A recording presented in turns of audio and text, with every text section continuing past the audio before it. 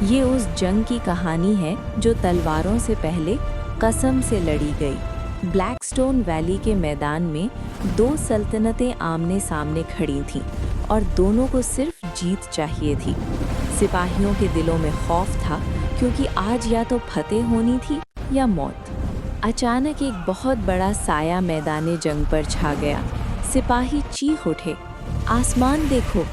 سرخ پروں والا ڈریگن بادلوں سے نمودار ہوا، آگ اور انصاف کی علامت بن کر۔ اس کی پیٹھ پر سوار تھا آزارل، آخری قسم کا حامل۔ ڈریگن کی آگ صرف ظالم سرداروں پر برسی اور میدان میں خاموشی چھا گئی۔ آزارل نے اپنی تلوار بلند کر کے کہا، میں جنگ جیتنے نہیں، ظلم روکنے آیا ہوں۔ دونوں لشکروں کے درمیان تلواریں رک گئیں، سانسیں تھم گئیں۔